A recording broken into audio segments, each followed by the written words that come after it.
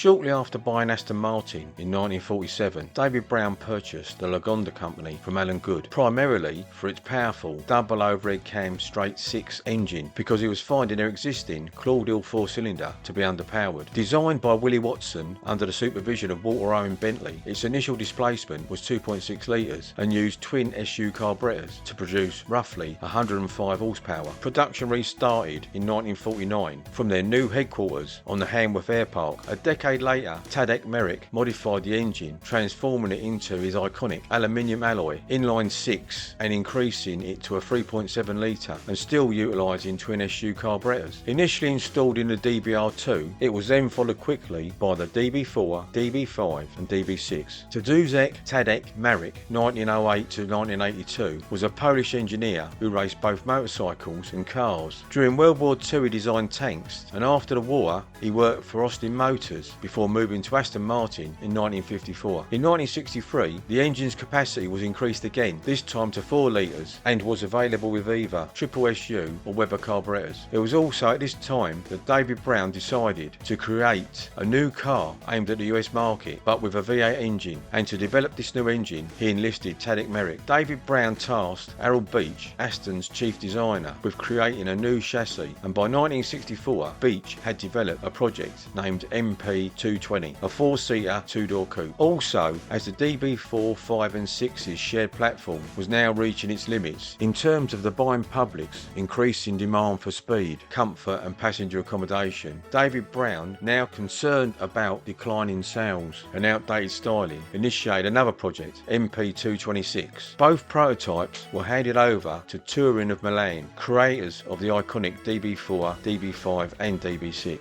for further development, and when completed these were showcased in 1966 at the Paris, London and Turin motor shows, but received very poor public reception. However, Turing's ongoing financial troubles led them to shelving the projects, and Turing ceasing production and shutting down on January 31st, 1967. Undeterred by this, David Brown then appointed William Towns, a young designer from Rover who would go on to design Scimitars and the iconic Aston Martin Lagonda, to lead the new car design. Initially working on a 4-door saloon, project MP230, Towns was directed by Brown to transform it into a coupe while maintaining a spacious interior, especially the rear seats. The new coupe had a more angular and aggressive body and was an ingenious update of the family styling cues. The DB5 and DB6 platform was lengthened by an inch, its track widened by 5 inches, and the engine bay designed specifically to accommodate the upcoming V8 engine. This V8 had an initial displacement of 5 litres and was shown at the 1967 Racing Car Show in London on John Surtees' stand. 2 prototype V8 units would go on to be shoehorned into a pair of Eric Broadley designed Lola T70 Mark III GTs from the works team, and made their debut in the 1967 Le Mans 24 Hours. However, the results were very disappointing. Neither car managed to pass the 4-hour mark, and it would be another 2.5 years before the engine would be ready for use in a production car. With delays and tight deadlines, Aston Martin found themselves in a race against time, and so David Brown made the bold decision to equip the upcoming model with the existing 4-litre double overhead cam straight 6 as used in the DB6. Towns' creation debuted at Blenheim Palace in Oxfordshire on the 25th of September 1967. Initially intended for a limited production run and meant to replace the DB6, however the DB6 would go on in production until 1970. The Aston Martin DBS was born. According to legend, Annie Salzball de Montague, owner of Garage Mirabeau in Paris, the official Aston Martin importer for France, proposed the name DBS, suggesting that David Brown honour his wife Susan by incorporating her initial into the car's name with his own. Aston Martin phased out Touring's Superleggera or Superlight system, a technique which featured a structural framework of duralium tubes, which was a light alloy originally from the Zeppelin industry, shaped to the car's contours and using thin alloy panels to cover and reinforce this framework, leading to the DBS being about 500 pounds heavier and consequently slower than its predecessor, the DB6. The standard option 4-litre double overhead cam engine came with triple SU carburetors with an 8.9:1 compression ratio and making 282 horsepower. To improve on this, a no-cost Vantage option was introduced, featuring revised camshafts and 3 twin-choke Weber carburetors, and the compression ratio ratio of 9.1 to 1, increasing the horsepower to 325, signified by the Vantage emblem. While the European market embraced the model, the United States only had access to the SU version due to its stringent anti-pollution regulations.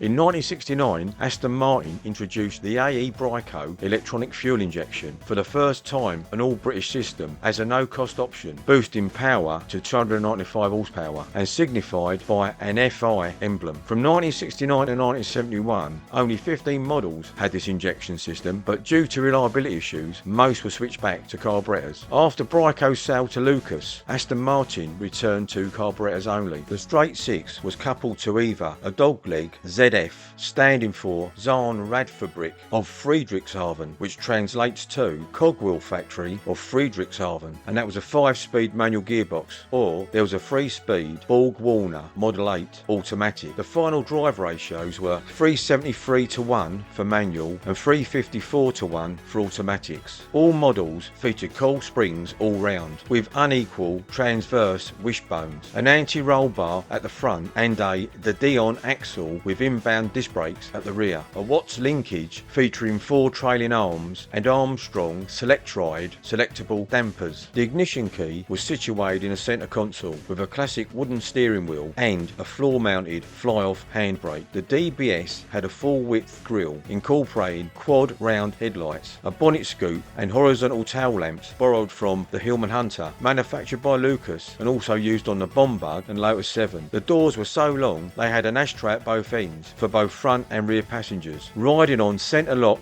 knock-off wire wheels and shod with Dunlop tyres. Stopping was by all-round Girling disc brakes, 11.5-inch front and 10.8-inch rear with separate servo assistance. The spare wheel was stowed vertically in the boot and the car was fuelled by a 21-gallon fuel tank with dual filler caps. Legend has it that the jigs and tooling designed for the DBS were manufactured incorrectly and when assembled were 3 inches too wide. Consequently, it was decided financially to retain the jigs and manufacture the DBS 3 inches wider than was originally intended. The DBS was capable of speeds in the region of 0 to 60 at 7.1 seconds with a top speed of 140 miles per hour. On September 22nd, 1969, Aston Martin announced the now workable V8 engine, which would be available from January 1970. This iteration was 5.3 litres with 4 overhead cams and a Bosch mechanical fuel injection, which at that time made the DBS V8 the world's fastest 4-seat production car. And this engine design would go on to form the basis for all Aston Martin V8s over the next 2 decades. The V8 model featured a ZF 5-speed manual gearbox, similar to the DBS. For an automatic transmission, it employed the Chrysler 3-speed Torqueflite, renowned for its reliability and capability to manage greater power, unlike the Borg-Warner, which was paired with the straight 6 cars. However, this wasn't the first V8 produced by Aston Martin. That title goes to the DB5 V8, chassis number 001DP and registration NPP7D. This car was constructed as a test car and installed with a V8 and a Dion rear axle. All DBS V8 models were equipped with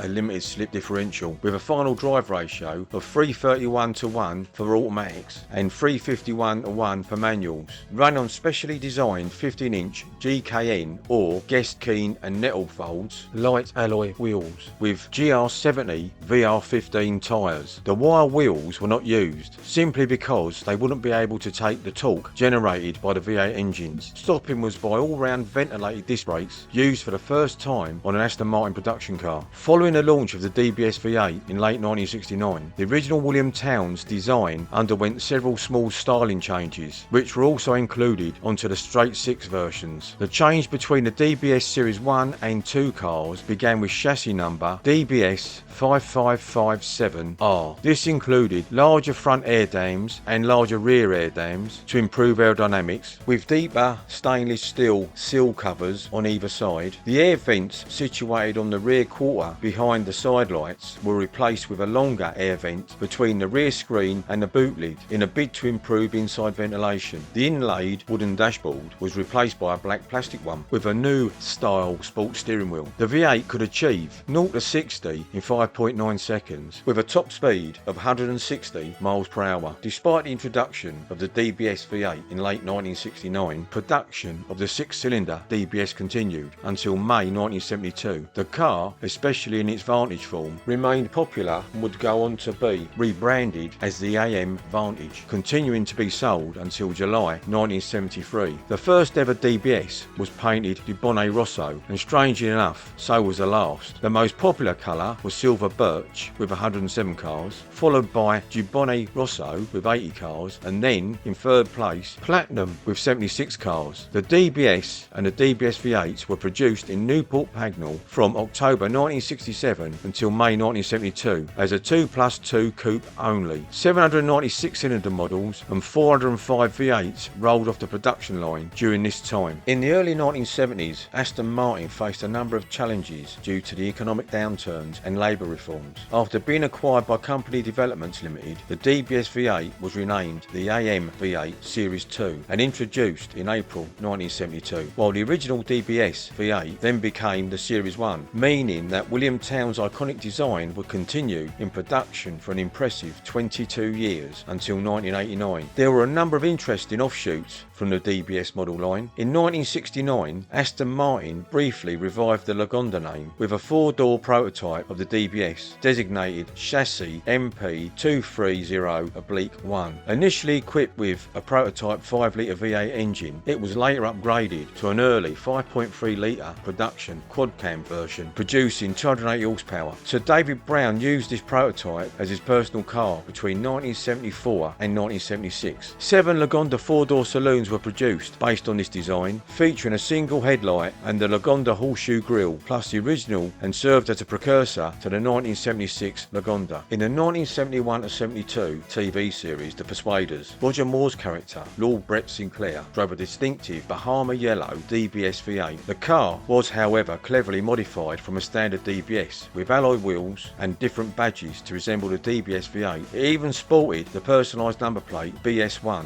and both Moore and co-star Tony Curtis left their signatures on the car's bootlid. Contrary to popular belief, Bahama Yellow, which was made famous by the car, was not especially created for the series. It was listed in the Aston Martin catalogue, and 4 cars had already been painted that colour. Another 4 cars were later also painted Bahama Yellow, bringing the total number to 9. Specially ordered by London dealer H.R. Owen for one of its Scottish customers, this shooting brake was built in 1970 by FLM Panelcraft. It was a one-off vehicle. Despite numerous requests, no others were ever made due to its prohibitive price for the conversion. It is believed to have cost £10,000 when the price of a standard DBS was £5,717. Commonly known as the Aston Martin DBS estate, the shooting brake is equipped with 3 SU carburettors and a 3-speed Borg-Warner automatic gearbox. The rear side glasses were bespoke, but the basis for the tailgate was from a Hillman Hunter. The DBS name would, however, also go on to be used again. The modern DBS replaced the 2004 Vanquish S as the marque's flagship and was officially unveiled at the 2007 Pebble Beach Concours d'Elegance. Powered by the 6-litre AM08 V12 and producing around 530 horsepower, production ceased in 2012, and it was succeeded by the second generation Vanquish. It also featured in the 2006 James Bond film Casino Royale, where it got slightly damaged. The DBS Superleggera, also marketed as the Aston Martin DBS, is a Grand Tourer produced from June 2018 and replaced the second generation Vanquish. While based on the DB11 V12, it had a number of modifications that set it apart from the DB11 lineage. Additionally, the car pays homage to the Rosera Touring Superleggera, known for helping Aston Martin create their lightweight Grand Tourers of the 1960s and 70s. Aston Martin also created a unique 007 edition of the DBS Superleggera to celebrate the 50th anniversary of the James Bond film on Her Majesty's Secret Service. Only 50 units were ever produced, and all were in olive green. Regardless of how you view the DBS, it undeniably revolutionised the DB lineage, resulting in a more dynamic and capable car for the 1970s. William Town's design would remain in production for an impressive 22 years until 1989, when the Virage debuted, and the V8 engine, masterfully crafted by Tadek Marek, would serve as the foundation for all subsequent Aston Martin V8 models over the next 2 decades, a true testament to its distinctive style and innovation.